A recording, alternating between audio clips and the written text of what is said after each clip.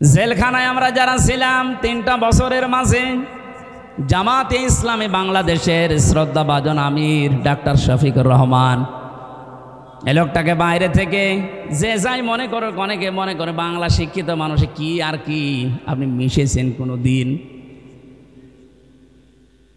আমি প্রথমে তার সাথে ছিলাম 4 দিন। মানুষ যে এত নরম হতে পারে, অথচ উনি তো আমার মতো হামসা না। সারা দেশের জামাত ইসলামের মতো এত বড় সংগঠনের আমির, তার যে ব্যবহার, তার কমল সে এত হৃদয়, এত নরম। আমি হাত তুলে বসে আছি, আমার কোনো কান্নার ভাব নেই, অথচ লোকটা হাত তুলতে দেরি হতো, চোখে পানি আসতে দেরি হতো না। মানুষের ব্যবহার এত নরম হতে পারে, মাঝে মাঝে মনে করতাম আল্লাহ, জান্নাতি মানুষ যদি আমার মনে হয় কাউকে দেখতে, এই লোকটার দিকে তাকালেই আমার মনে হয় এটা জান্নাতি মানুষ। আমি কোরআনের হাফেজ, আমি তাহাজ্জুদের 12 রাকাতে মাত্র 1.5 ঘন্টা 2 ঘন্টায় আমার শেষ হয়ে যেত, অথচ একটা জেনারেল শিক্ষিত একটা ডাক্তার সারা দিন উনি কোর্ট কাছারি করে এসে হাজিরা দিতে হতো। সেই কেন্দ্রীয় কারাগার থেকে কাশিমপুর থেকে আসতো এই সদরঘাটে, সারা দিন এই গাড়ি ওর ভেতরে থাকলে এমনি মানুষ সিদ্ধ হয়ে যায়। সিট হচ্ছে টিনের সিট, আর যেভাবে ধাক্কা লাগে 4-5 ঘন্টা যাওয়া আসা করতে প্রায় 6-7 ঘন্টা সময় চলে যায়। শরীর তো ক্লান্ত হয়ে বসলেই ঘুম লেগে যাওয়ার কথা। আমার মতো যুবক মানুষ কোর্টে হাজিরা দিতে গেলেই পড়ে যেতাম। আর এই রকম ধরনের 70 বছর, প্রায় ওনার বয়স 65 থেকে 70 বছর, এ মুরব্বী মানুষটা এত কষ্ট স্বীকার করে এসে, তাও আমার তো 2টা মামলা, আর ওনার মামলা কত উনি নিজেও জানে না। এতগুলো মামলা মাথার উপরে নিয়ে হাজিরা দিয়ে, ওনার ছেলে জেলে, বউ অসুস্থ হয়ে হাসপাতালে, ওনার নিজের দলের লোকগুলো সব পালিয়ে বেড়াচ্ছে, কেউ জেলখানায় ভর্তি হয়ে আছে। এরকম কঠিন পরিস্থিতিতে কোনো আলোর সন্ধান নেই। সপ্তাহে 4-5 দিন করে এত দূর থেকে হাজিরা দিয়ে এসে রাতের বেলা 8টা 9টা 10টার সময় যখন ঢুকতো, বললাম তার খাবার খাবেন না? তো খাবার ভাত খাইতো না, তরকারি ওই সবজি, তাও জেলখানার যে সবজি। খাবার পরে কিছুক্ষণ জিকির করা, দরুদ শরীফ পড়ে 2-1 ঘন্টা ঘুমানোর পরে তাহাজ্জুদের নামাজে দাঁড়িয়ে যতটুকু মুখস্থ আছে পড়তো। আর এই যে সেজদা, আমার 12 রাকাত নামাজ শেষ হয়ে যাচ্ছে, ওনার এক সেজদায় 1.5 ঘন্টা 2 ঘন্টা কেটে যাচ্ছে। মানুষের ভেতরে ইখলাস না আসলে, তার ভেতরে ভালোবাসা মানুষের এমনি জন্ম নেয়।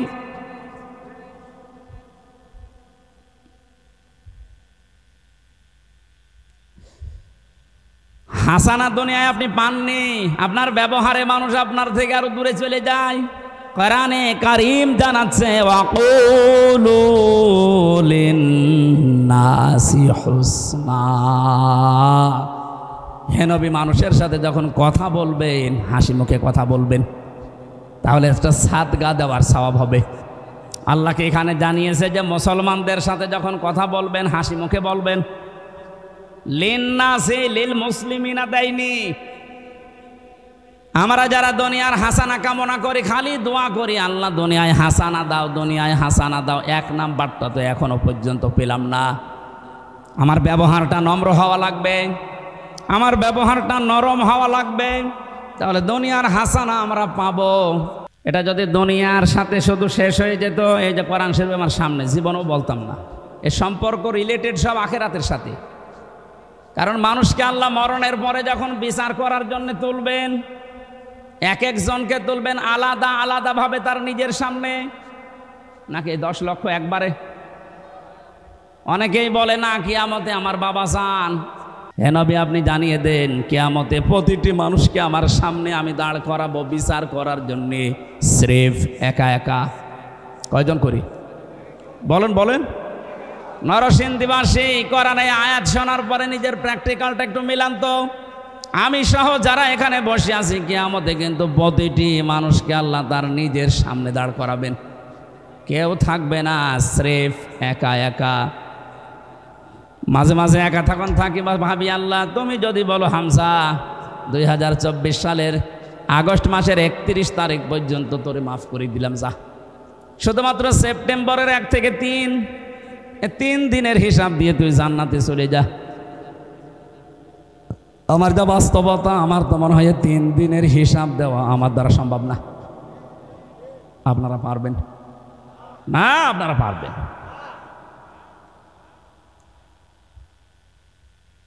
বিচারের যে সিস্টেমগুলো, ধাপগুলো আমি কোরআনে পেয়েছি। আল্লাহর বিচারে কোনো অবিচার বলতে কিছু নেই, এটা মানেন তো? আল্লাহর বিচারে কোনো অবিচার বলেন বলেন আল্লাহর বিচারে ন্যায় বিচার যদি উনি করেন, কেউ জান্নাত পাবে না। হ্যাঁ,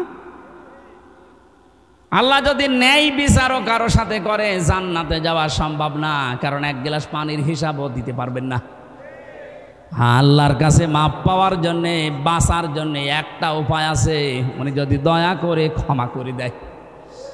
এই জন্য কাবা শরীফ যখন তাওয়াফ করছিলাম, 6ষ্ঠ চক্কর একটা দোয়া আমার মনে এসেছে, আল্লাহুম্মা ইন্না আলাইয়া হুকুকন ফিমা বাইনি ওয়া বাইনিকা। আল্লাহর কাছে বলা হচ্ছে, রব্বুল আলামিন, কাবা আমার সামনে, আমি তোমার গোলাম, তুমি আমার মালিক। আমি গোলাম হিসাবে তুমি আমাকে বহু কিছু দিয়েছো, নেই থেকে তুমি আমারে হামজা বানিয়েছো, কিন্তু তুমি আমার মালিক হিসাবে আমি গোলামের কাছে, আমি দাসের কাছে তো তুমি অনেক কিছু পাবে, আমি তো কিছুই দিতে পারলাম না। একটা রাস্তা আমার খোলা আছে, আল্লাহ তুমি এই কাবার সামনে নিয়ে বলছি, দয়া করে আমারে মাফ করে দাও। ও নরসিংদীবাসী, হিসাব শুধু নাম শুনেছি, জীবনে কোনোদিনকে সম্মুখীন হয়েছি আমরা? এটা যে কত বড় কঠিন, যারা এই চিন্তায় থাকতো তাদের জীবনই আল্লাহ পাল্টিয়ে দিয়েছে। খলিফাতুল মুসলিমিন হযরত ওমর রাদিয়াল্লাহু তাআলা আনহু তার সন্তানটাকে মাদ্রাসায় দিয়ে আসলেন, আব্দুল্লাহ। ওখানে প্রধান বিচারপতি হযরতে আলীর সন্তান হোসাইনও পড়ে, বারবার কলম ফেলে দিচ্ছে, ডাক দিয়ে বলে, আব্দুল্লাহ তুলে দাও, তুলে দাও, তুলে দাও। 3 বার বলার পর ওনার কাছে রাগ হয়ে বলে, হোসাইন তুমি বারবার কলম ফেলে দাও, আমারে তুলতে বলো, আমি কি তোমার খাদেম, চাকর নাকি? হযরত হোসাইন মুশফসকে বলেই ফেলেছেন যে তুমি শুধু চাকর না, তুমি চাকরের বাচ্চা চাকর। ছোট মানুষ তো বোঝে নাই কথার অর্থ। একবারে বাড়িতে গেছে, তার বাবা কিন্তু দেশের প্রেসিডেন্ট, ডাক দিয়ে বলছে, আব্বা আমি আর মাদ্রাসায় যাব না। কেন? হোসাইন আমারে গালি দিয়েছে, শুধু আমাকে না তোমাকেও ছোট করেছে। চাকরের বাচ্চা চাকর বলেছে, এতগুলো মানুষের সামনে তুমি বিচার করো, নাই মাদ্রাসায় পড়া আমি যাব না। ঠিক আছে, এখন না, জমার দিন বিচার করব। জমার দিন যখন হাজারো মানুষ সামনে বক্তব্য দেওয়ার সময় তিনি বললেন, সাহাবীরা আমি একটা বিচার করব, হোসাইন এখানে আসো। হ্যাঁ, সামনে আসো। ডাক দিয়ে বললেন, তুমি আমার সন্তানটাকে চাকরের বাচ্চা চাকর বলে গালি দিয়েছো, খাদেমের বাচ্চা বলে। হযরত হোসাইন বললেন, হ্যাঁ। কেন বললে? হযরত হোসাইন বলে, খলিফা বুকে হাত দিয়ে বলেন তো, আপনি কি আমার নানার খাদেম ছিলেন না?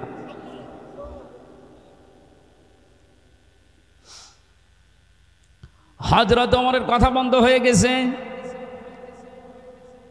ডাক দিয়ে বলে, হোসাইন হ্যাঁ, আমি তো এভাবে ভাবিনি, আমি তো খাদেমি ছিলাম, কিন্তু তুমি কি এই কথাটা লিখে দিতে পারবা? কাগজ কলম নিয়ে আসেন।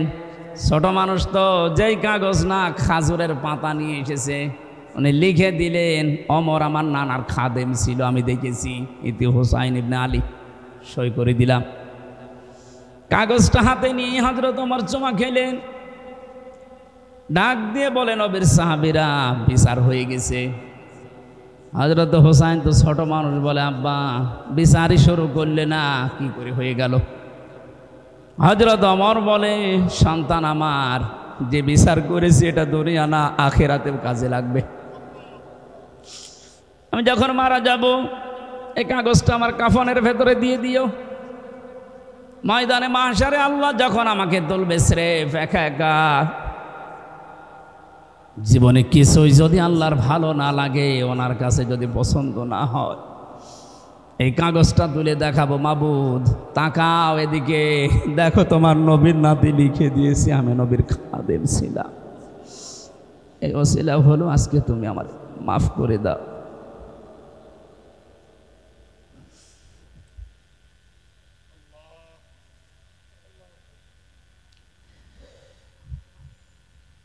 শুধু শুনেছি কিয়ামত, এটা বাস্তবতা এখন অনুধাবন করেননি। এটাতে কত বড় কঠিন বিষয়। বিশ্ব নবী নিজে প্রতিদিন 100 বার করে বলতেন, আল্লাহ তুমি আর চাই করো, আমার হিসাবটা তুমি সহজ করে দিও। আকাশের তারকা দেখতে পান, নবীজি জানিয়েছেন কেউ যদি আকাশের তারকা গণনা করে একদিন হয়তো শেষ করে ফেলবে।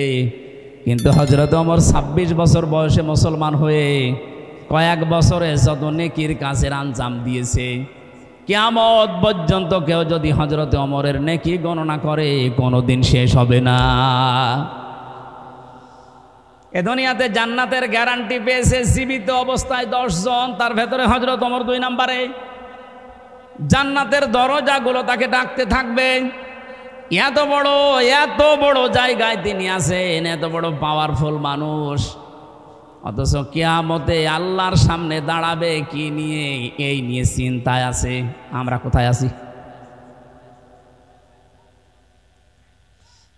কোরআনে কারীম জানাচ্ছে, এদিকে তাকান, ভ্যান যাচ্ছে।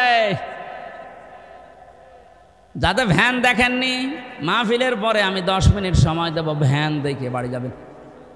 কি বলবো দোস্ত, আমি একটা গুরুত্বপূর্ণ বিষয় আপনাকে আমি আহ্বান জানাচ্ছি, আর আপনি ওইদিকে ভ্যান দেখতে তাকিয়ে আছেন।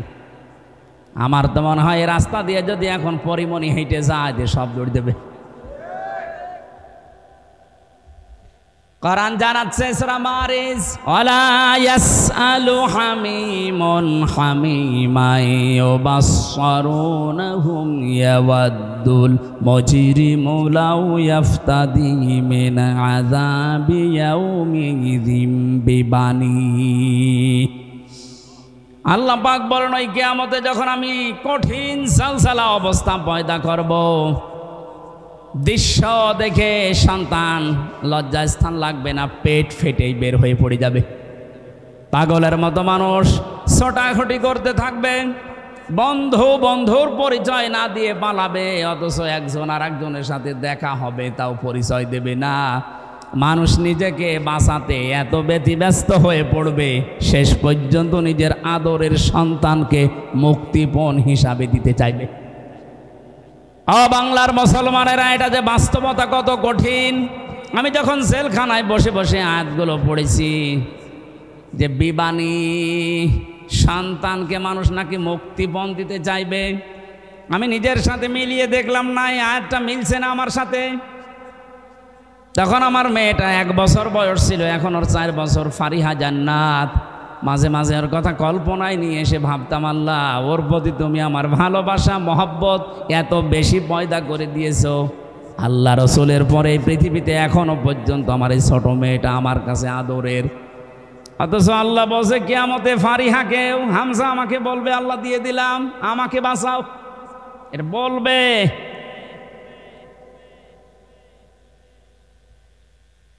وصاحبته وأخيه وفصيلته التي تؤويه।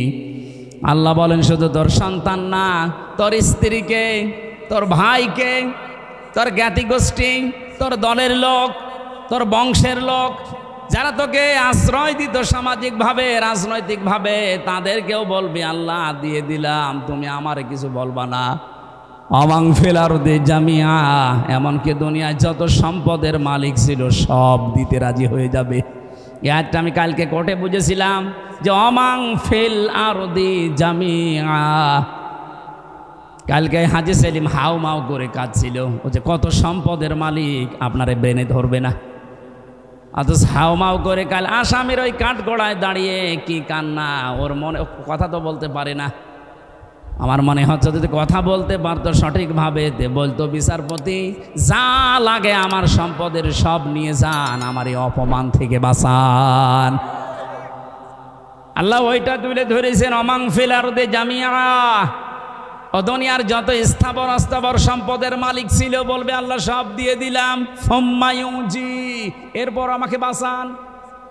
আল্লাহ সাফ জবাব দিচ্ছেন আয়াতের পরে, কাল্লা ইন্নাহা লাযা, কখনোই না, একটাও নেওয়া হবে না, তোরে আমি লাজাই দেব।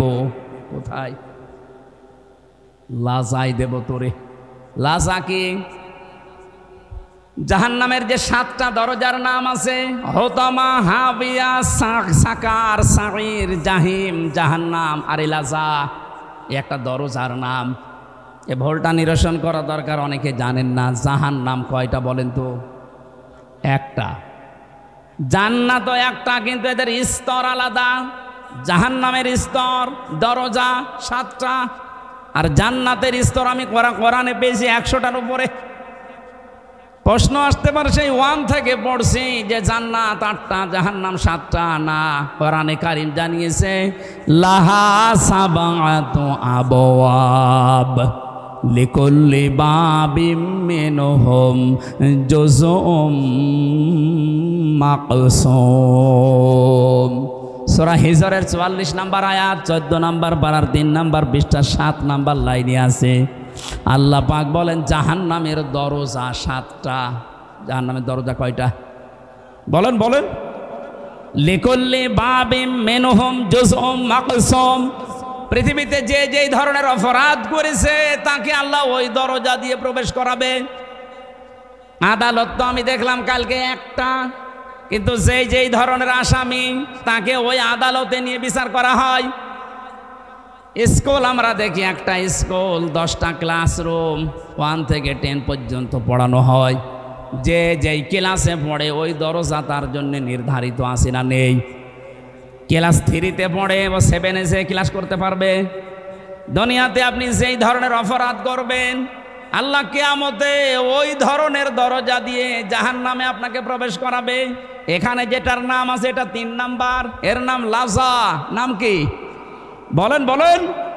এ লাজায় আল্লাহ দেবের কাদের? এখানে 3টা গুণের নাম আছে, একটু মিলান তো নিজেদের সাথে। আমাদের ভেতরে যদি এই গুণগুলো থাকে আমরা কিন্তু অলরেডি জাহান্নামে লাজা যে দরজা এর উপযুক্ত হয়ে আছি। 1 নম্বরে আল্লাহ পাক বলেন নাযাআতাল লিশাওয়া। এটা এক কঠিন ভয়ঙ্কর জায়গায় লাজাটা। ওর ভেতরে প্রবেশ করলে আগে চামড়া খসে যাবে। শুনতে যত সহজ মনে হইল, বাস্তবতা কি অত সহজ? পৃথিবীতে এমন কোন ঘর আছে যে ঘরে ঢুকলে চামড়া উঠে যায় না? মাটির নিচে যেই কয়েকদিনই ছিলাম ওরা প্রতিদিন মাঝে মাঝে আসতো আমারে, বলতো হুজুর আমরা এই যে এইগুলো দিয়ে নখ তুলি আর এগুলো দিয়ে চোখ তুলি। রিমান্ডে যে শাস্তি দেওয়ার জিনিস আছে আমার দেখাইতো, আমি যেন ওদের ওই ভয়তে সব বলে দেই।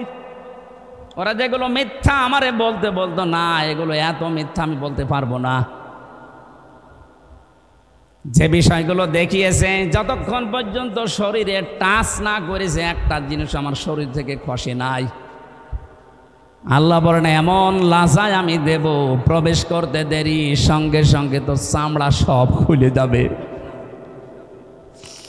কাকে ডাকবে এই লাজায় জানো? তাদউ মান আদবার ওয়া তাওয়াল্লা। যে মানুষগুলো এই পৃথিবীর ময়দানে সত্যের দিকে আহ্বান করার পরও অ্যাবাউট টার্ন করে পেছন ফিরে মুখ ফিরিয়ে চলে গেছে। এ বাংলাদেশে এই চরিত্রের মানুষ বেশি। চোখে আঙ্গুল দিয়ে দেখানো হয় এটা সত্য পথ, এটা ন্যায়ের পথ, জানার পরেও অনেকে অ্যাবাউট টার্ন করে অহংকার করে মুখ ফিরিয়ে চলে যাচ্ছেন। এটা যে কত বড় অপরাধ। কোরআনে কারিমের সূরা আরাফ 14 নম্বর পারার 14 নম্বর পৃষ্ঠার 7 নম্বর লাইনে 40 নম্বর আয়াতটা আল্লাহ নাযিল করেছেন এই জন্যেই, ইন্নাল্লাযীনা কাযযাবু বিআয়াতিনা ওয়াস্তাকবারু আনহা লা তুফাত্তাহু লাহুম আবওয়াবুস সামা ওয়া লা ইয়াদখুলুনাল জান্নাহ। নরসিংদীবাসী একটু খেয়াল করেন, নিশ্চয় যারা আল্লাহর আয়াতকে মিথ্যা প্রতিপন্ন করে, মিথ্যা মনে করে। আপনারা বলতে পারেন কয় আল্লাহর আয়াত তো মিথ্যা মনে করি না, মিথ্যা প্রতিপন্ন করি না। তে শোনার পর আপনি ঘাড় ঘুরিয়ে চলে যান কোন কারণে? এইটাই তো মিথ্যা প্রতিপন্ন করা। আস্তাকবারু আনহা, আল্লাহর আয়াত শোনার পরে অহংকার করে মুখ ফিরিয়ে চলে যাওয়ার সময় আবার টিটকারি মারতে মারতে যায়। এদেশে নেই। হ্যাঁ, কথা বলেন না কেন? আছে। আপনি এখনই চার দোকানে যান, দেখেন কি গীবত হচ্ছে ওখানে। আল্লাহ পাক বলেন অস্তাকবারু আনহা, শুধু চলে গেলে তো হয় না, অহংকার করে যাওয়ার সময় মুখ ফিরিয়ে চলে যাচ্ছে। ওয়ালা ইয়াদখুলুনাল জান্নাহ, এ মানুষগুলোর জন্য আমি আল্লাহ জান্নাত বরাদ্দ করি নাই। ইয়াদখুলুনা মুজারে, বর্তমান ভবিষ্যৎ, প্রেজেন্ট ফিউচার। এদের জন্য এখন এরা মারা গেলে জান্নাতে যাচ্ছে না, ভবিষ্যতেও যাবে না। আকাশের কোনো দরজা এদের জন্য খোলা নেই। আবওয়াব, বাবের বহুবচন আবওয়াব, একটা দরজাও খোলা থাকবে না, সব বন্ধ আপনার জন্য। কতদিন পর্যন্ত আপনি জান্নাতে যেতে পারবেন না? আল্লাহ একটা উদাহরণ সেট করেছেন, হাত্তা ইয়ালিজাল জামালু ফি সাম্মিল খিয়াত, যতদিন পর্যন্ত উটে সুসের ছিদ্র দিয়ে উট প্রবেশ করে যেতে না পারে, ততদিন আপনি জান্নাতে যেতে পারবেন না। এই উদাহরণটা আল্লাহ সেট করলেন কেন? কারণ বাস্তবে আমরা যেটা দিয়ে বুঝি ভালো, ওই উদাহরণ আল্লাহ ওই বিষয়ের আগে সেট করে দেয়। আমরা এটা বুঝলাম কোনো দিন সুসের ওই ছিদ্র দিয়ে উট প্রবেশ করা সম্ভব? আরো জোরে বলেন। আল্লাহর কোরআন শোনার পরে যারা অহংকার করে মুখ ফিরিয়ে চলে যাচ্ছেন, জান্নাতে যাওয়া আপনার জন্য এইরকম অসম্ভব। ওয়াকাযালিকা নাজিজিল মুজরিমিন, আল্লাহ পাক বলেন জালেম মুজরিম যারা, পাপিষ্ঠ যারা, এদেরকে আমি এভাবেই শাস্তি দিতে থাকবো। লাহুম মিন জাহান্নামা মিহাদু ওয়া মিন ফাওকিহিম গাওয়াশ ওয়া কাযালিকা নাজজিজ যালিমিন। এই মানুষগুলোকে যখন কবরে রাখা হবে, সঙ্গে সঙ্গে আমি আল্লাহ জাহান্নামের চাদর ওর গায়ে পরিয়ে দেব, বিছানা বিছিয়ে দেব জাহান্নামের আগুনের বিছানা। আজ এই সমস্ত জালেমগুলো আল্লাহর আয়াত অস্বীকারী, অহংকার করে মুখ ফিরিয়ে চলে যায় যারা, এরা মারা যাওয়ার পরে দেখি ওপরে ফুলের স্তূপ পড়ে যায়। ওপরে আপনি ফুল যতই দেন, নিচে আল্লাহ আগুন লাগিয়ে দেবে। এই জন্য আমাদের সাবধান, আমরা যেন এই দুইটা আচরণ না করি। কোরআন শোনার পরে আবার টান করে চলে যাওয়া, অহংকার করা। 3 নম্বরে আল্লাহ পাক বলেন দুনিয়ায় যারা মাল সম্পদ জমা করত আর সংরক্ষিত করার জন্য যারা চেষ্টা চালাতো, জালেমরা যা করেছিল হাত ছাড়া হয়ে যাবে কোনোদিন ভাবে নাই। কথা বলেন না কেন? সারা জীবন মনে করেছিল এটা স্থায়ী, এ কোনো দিন আমার হাত থেকে যাবে না। দুনিয়ার জীবনটা এরকম, আপনি কোনো কিছু স্থায়ীভাবে রাখতে পারবেন না। আর পৃথিবীর নিয়মটা আল্লাহ এমনভাবে বানিয়েছেন, কোনো জিনিস যদি এক জায়গায় রাখেন দেখবেন নষ্ট হয়ে যাচ্ছে। লোহা যদি এক জায়গায় রাখেন, ব্যবহার না করেন, ঠিক থাকবে না জং ধরবে? এই কথা বলেন না কেন? আপনি পৃথিবীর সব জিনিস মেলাবেন, পানি যদি আপনি এক জায়গায় বেঁধে রাখেন, ঠিক থাকবে না নষ্ট হয়ে যাবে? পচন ধরবে, দুর্গন্ধ তৈরি হবে, পোকামাকড় তৈরি হবে। আর ছেড়ে দেবেন, যত ছাড়বেন তত সুন্দর স্বচ্ছ নির্মল পানি আসতে থাকবে।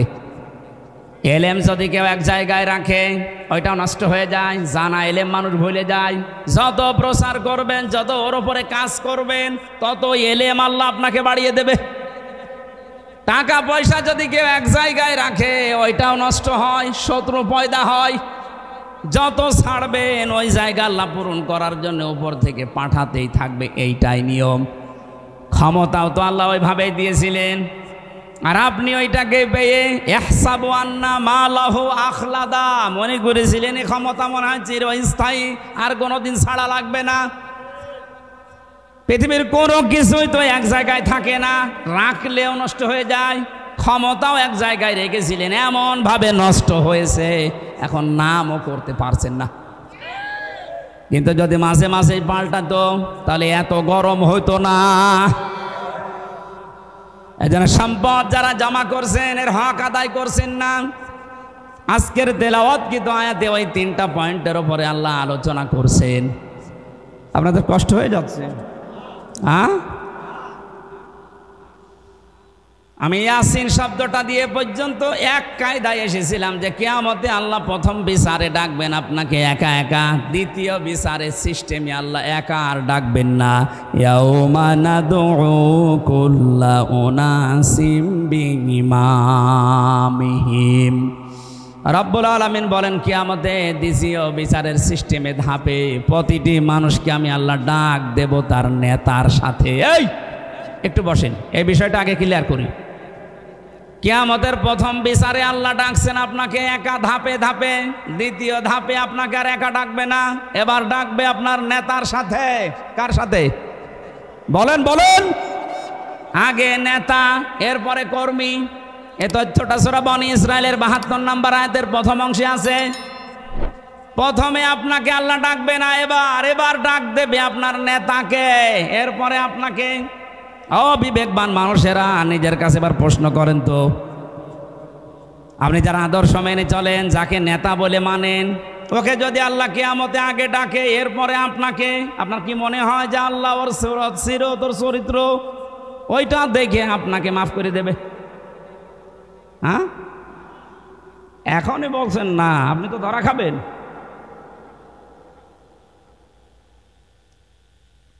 আপনি এই যে মানুষগুলোর দিকে তাকান, কত আগ্রহ নিয়ে এদিকে তাকিয়ে বলছেন না, কারণ আপনি যার আদর্শ মানি ওকে আল্লাহ যদি আগে ডাকে আর আমাকে যদি পেছনে রাখে, ওর চেহারা দেখে আল্লাহর রাগ হয়ে যাবে।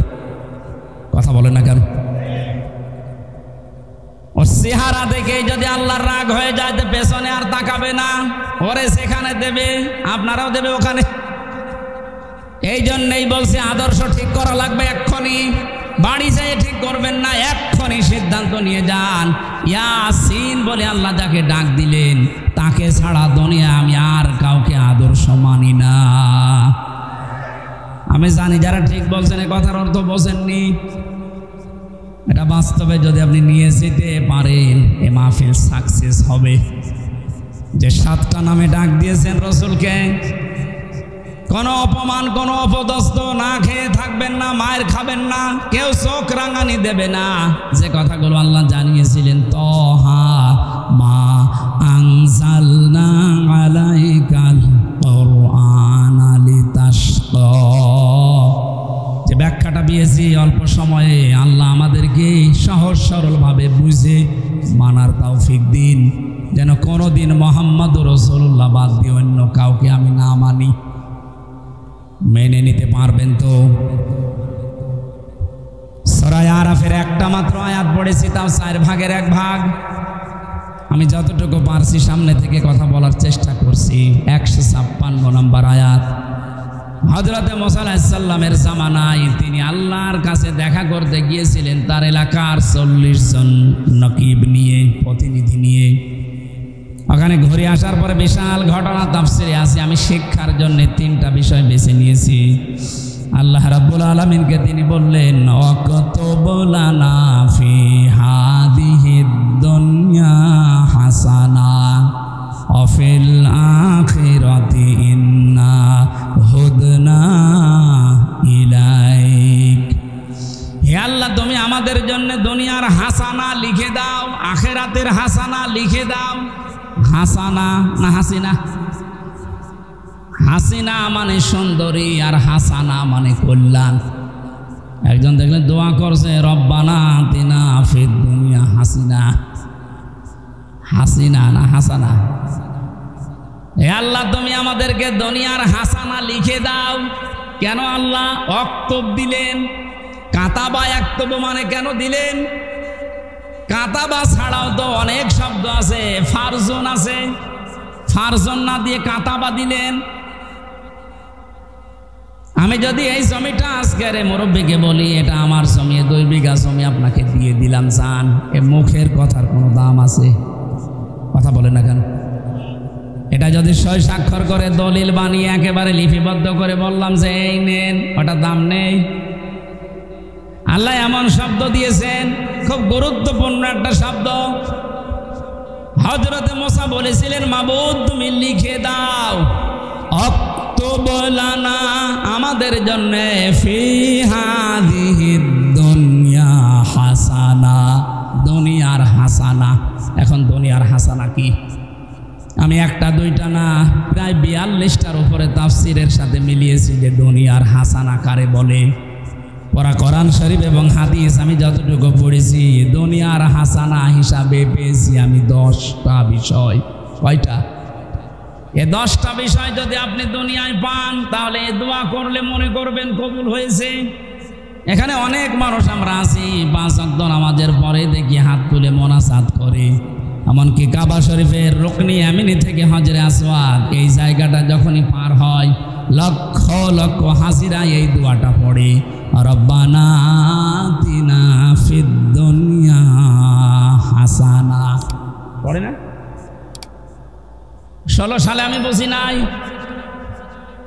18 সালে বুঝি নাই, এই যে 24 সালে জেলখানা থেকে বের হওয়ার পরে গিয়েছিলাম, এবার আমি বুঝেছি যে এর ভেতরে কি আছে। এত মানুষ কেন এই দোয়া করছে? আল্লাহ দুনিয়ায় হাসানা, কল্যাণ, স্বস্তি, শান্তি, নিরাপত্তা। 99টা অর্থ আছে হাসানার। তাফসিরের ভেতর থেকে সামারাইজ করে করে আমি 10টা এনেছি। হযরত ইবনে মাসউদ থেকে হাদিসটা বর্ণিত। তিনি বলেন, কেউ যদি এই রব্বানা আতিনা ফিদ দুনিয়া হাসানা, হে আল্লাহ দুনিয়ায় হাসানা দাও, আর এই দোয়া যদি আল্লাহ কবুল করে থাকেন, দুনিয়ার জীবনে আল্লাহ তাকে 10টা জিনিস দান করবেন। জোরে বলেন সুবহানাল্লাহ। 1 নম্বরে দুনিয়ার হাসানা হচ্ছে, আপনি যদি কারোর সাথে কথাবার্তা বলেন, আপনি যে ধর্মের লোক হন, যদি কথাবার্তা বলেন, আপনার কথা হবে মার্জিত, নরম। এই বিষয়টা অনেকের ভেতরেই নেই।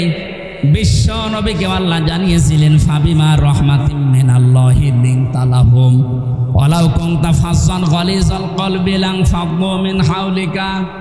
হে নবী, আপনার হৃদয় যদি কঠোর হয়ে যেত, তাহলে মানুষজন আপনার কাছে ভিড়ত না। আমি দয়া করে আপনার হৃদয়কে কোমল বানিয়ে দিয়েছি, নরম বানিয়ে দিয়েছি। এই জন্যই তো মানুষ আপনার কাছে আসলে আর যেতে চায় না। বাস্তবতা, বহু মানুষকে উপরে উপরে আমরা দেখতে পাচ্ছি, কত বড় বড় জায়গায় বসে আছে, কিন্তু হাসানা পায়নি। তাদের আচরণ, তাদের কথাবার্তা, তাদের ব্যবহার, তাদের অ্যাক্টিভিটিস গুলো দেখলে শয়তান পর্যন্ত হাসে। যে যত বড় চেয়ারে থাকবে, তার আচরণ, তার কথাবার্তা, তার অ্যাক্টিভিটিস গুলো তত নরম হওয়া লাগবে, তাহলে এই দোয়া তার জন্য কবুল হবে।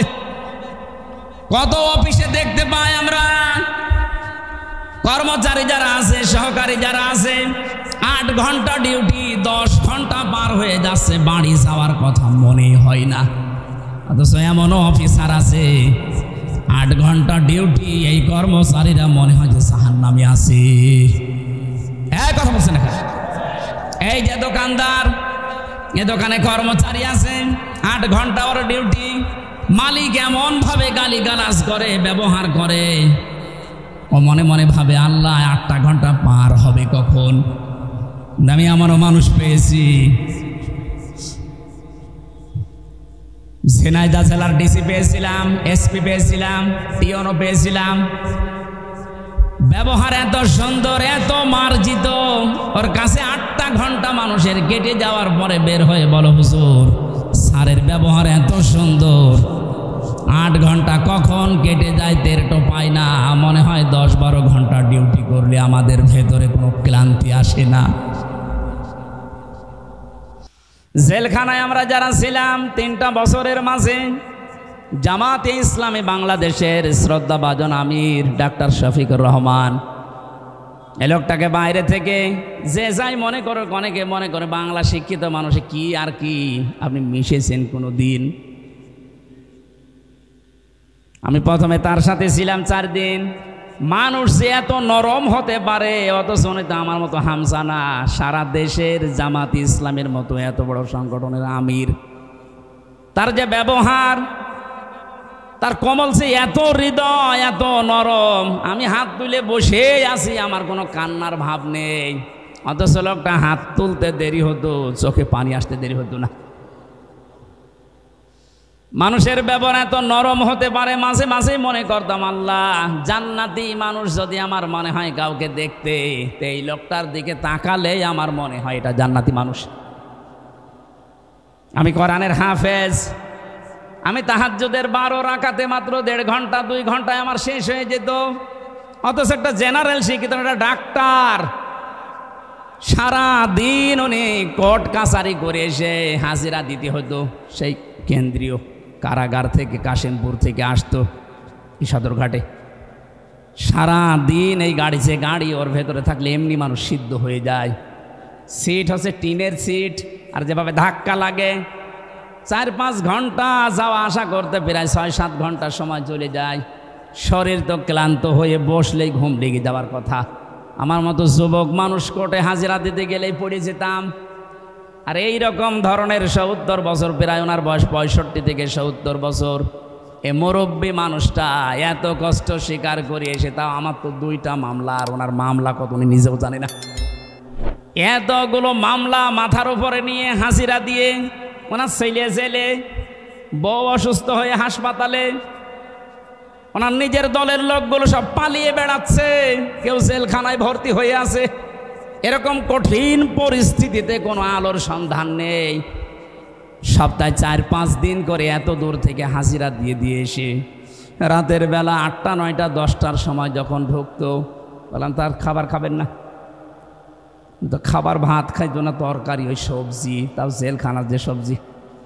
খাবার পরে কিছুক্ষণ জিকির করা, দরুদ শরীফ পড়ে 2-1 ঘন্টা ঘুমানোর পরে তাহাজ্জুদের নামাজে দাঁড়িয়ে যতটুকু মুখস্থ আছে পড়তো।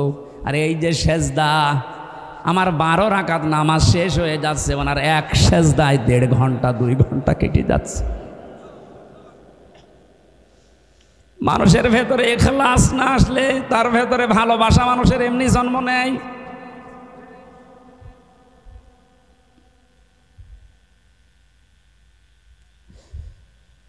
হাসানা দুনিয়ায় আপনি পাননি, আপনার ব্যবহারে মানুষ আপনার থেকে আরো দূরে চলে যায়।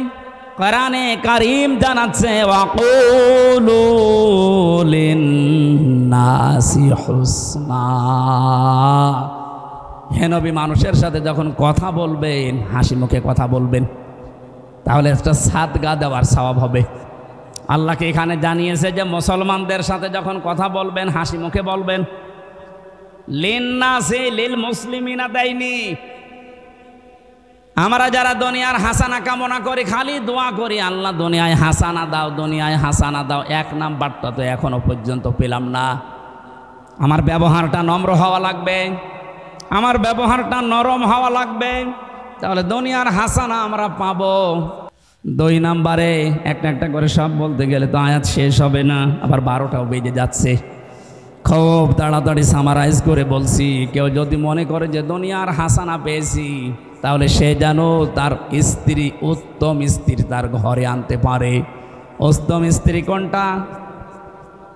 যেটা সব সময় সিরিয়াল দেখে, স্বামীর মুখে মুখে তর্ক করে, কোনো জিনিস কম পড়লে শুধু বরদোয়া দেয়।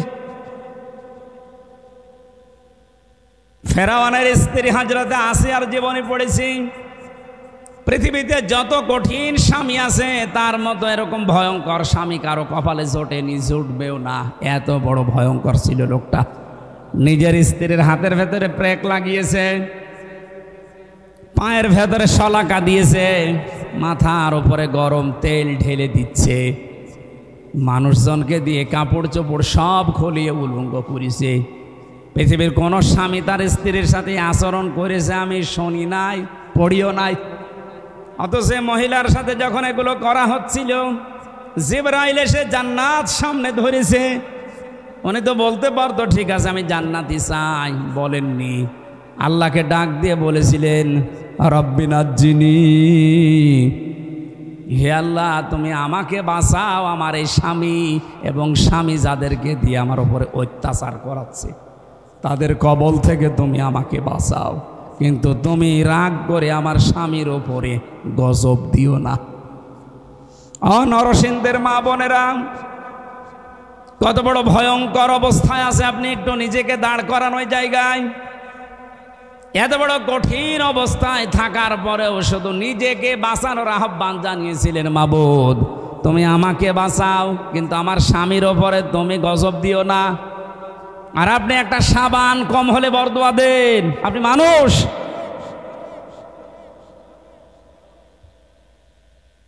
একটা হাদিস মনে পড়ছে, মেয়েদের জন্য বলছি, আল্লাহর নবী জানিয়েছেন 6 প্রকার মানুষকে আল্লাহ বিনা হিসাবে বিনা বিচারে জাহান্নামে দিয়ে দেবে। আমি একটা বলেছি এর ভেতরে, এ পৃথিবীতে যাদের আদর্শ বিশ্ব নবী ছিল না। 2 নম্বরে, যেই মহিলাগুলো নিজের স্বামীর সাথে সংসার করতে রাজি না, ওনারা খালি বারবার সংসার ভাঙতে চায়, তালাক নিতে চায়। একটু কোনো জিনিস কম পড়লে শুধু খোঁটা দেয়। 3 নম্বরে, যেই মহিলাগুলো এই পৃথিবীতে জেনে হোক না জেনে হোক কিছু কিছু হলেই খালি আন্দাজে মানুষের উপর অপবাদ দেয়। এটা বাংলাদেশে এখন বেশি। 4 নম্বরে, যারা অভিশাপ দেয়, এটাও মেয়েদের ভেতরে বেশি। এক কথা বলছেন এখন। 5 নম্বরে, যারা ঝগড়া বাঁধলে সে গালি দেয়, এটা মনে হয় এলাকায় নেই। আমি সেই দিন কোন জেলা থেকে যেন আসছিলাম, খুলনা থেকে। আসার সময় এক বরফ বিক্রেতা, ওই যে আইসক্রিম বিক্রি করে, ওই লোকটা এক বাড়ির পাশে দাঁড়িয়ে 2 মহিলা গালি গালাজ করছিল, সে জনমের গালি। ওইটা আবার ভিডিও করে তুলেছে, তুইলে মাইকে বাজাস। আমি গাড়ি দাঁড় করিয়ে বললাম, দাঁড়ান, কি বাজান? বলছে, হুজুর এক মহিলার ঝগড়া, এমন কোনো গালি নেই। আর মনে হচ্ছে 1 মিনিটে 40টা গালি দিচ্ছে। মেয়েরা যারা এসেছেন, যত রাগ হোক গালি নিয়ে আসবেন না মুখে, কারণ মুনাফিক যারা, তাদের 4টা চরিত্র: কথা বললে মিথ্যা বলে, ওয়াদা করলে খেলাফ করে, আমানত রাখলে খেয়ে ফেলে, আর ঝগড়া হলেই গালি দেয়। এলাকায় গালি দেন কারা? হাত তোলেন তো। এই ওয়াজ মনে হয় এই এলাকায় করা ঠিক না, কারণ এই এলাকায় গালি নেই। এরপরে যাদের হৃদয় কঠিন হয়ে যায়, ওই যে নরম হৃদয়ের মালিক তো হাসানা পায়, আর যারা হৃদয় আবু সেহেলের মতো কঠিন হয়ে যায়, আমার মাঝে মাঝে এই পয়েন্টটা নিয়ে মনে হয়, আল্লাহ যারা আয়না ঘর বানিয়েছে দুনিয়ায়, তাদের হৃদয় তুমি কি দিয়ে বানিয়েছো? একটা লোককে আপনি 1-2 ঘন্টা 5 ঘন্টায়, 1 দিন 2 দিন রেখেও তো ছেড়ে দিতে পারতেন। 8 বছর 10 বছর রেখে দিয়েছে, দুনিয়ার মানুষ জানেও না যে বেঁচে আছে, মরে গেছে। তাও যদি ওখানে জামাই আদরে রাখতো, তাও তো হইতো। আমার সাথে যে আলেম ছিল মুফতি ফখরুল ইসলাম, ও ভাই আমারে বলছিল যে আমারে র্যাবে মাটির নিচে নিয়ে এই পায়ের ভেতর দিয়ে হাত দিয়ে ওই যে বড় বড় শিক আছে, ওই শিক ধরিয়ে তালা লাগিয়ে দিয়েছে। শোয়া কি জিনিস আমি কোনোদিন বুঝি নাই। মাঝে মাঝে ভাবতাম, আল্লাহ আমাকে যত শাস্তি দেয় দিক, যদি একটু শুইতে দিত। বাস্তবতা কোথায় গিয়ে ঠিকেছে দেখেন। এমনিতেই যদি বসিয়ে রাখে ওই কবরের মতো জায়গায়, তাই তো পাগল হয়ে যাওয়ার কথা। এরপরে খাবারের যে সিস্টেম, যে খাবারই দিত মনে তো কেউ খেয়ে মনে হয় দিচ্ছে মাকানো খাবার। একটা বাটির ভেতরে 4-5 রকমের তরকারি দিয়ে, ডাল দিয়ে ওটা খাওয়া যায়? আর এইভাবে বা পায়ের ভেতর দিয়ে হাত দিয়ে যদি আপনি এখানে দরজার সাথে যে গ্লাফ আছে, এইটা ধরে যদি আপনাকে এই হ্যান্ডকাপ লাগিয়ে বলে বসে থাকেন, টয়লেটে যাবেন সর্বোচ্চ 1.5 মিনিট সময় পাবেন। এভাবে যদি আপনি 5 দিন 7 দিন 10 দিন কষ্ট দিয়েও বলতেন যা সংশোধন হয়ে যাবে, ছেড়ে দিলাম, একটা মানুষকে আপনি 8 বছর 10 বছর রাখলেন, আপনার মনের ভেতরে কোনো কিছু আসে নাই, আপনি আর মানুষ নেই, আপনি জানোয়ারের চাইতেও খারাপ হয়ে গেছেন। আল্লাহ যদি সব বিষয় আপনাকে মাফ করে দেয়, আয়না ঘরের কারণে আপনার বিচার হবে। যারা এর সাথে জড়িত প্রত্যেকের বিচার এই মুহূর্তে এক্ষুনি করা দরকার। আর কিয়ামত পর্যন্ত আয়না ঘর নামে বাংলাদেশে যেন কোনো কিছু না হয়। এই কথা বলে না কেন? এদের শাস্তি যদি ত্বরান্বিত করা না হয়, পরবর্তীতে কোনো জালেম যদি আবার এ দেশে আসে, ওরাও কিন্তু আবার এরকম কিছু করবে। আপনি দোয়া করেন বারবার, আল্লাহ তুমি আমাকে হাসানা দাও। তো হাসানা আপনি কি নিচ্ছেন? আপনার হৃদয়তে এখনো পাথরের চাইতেও শক্ত।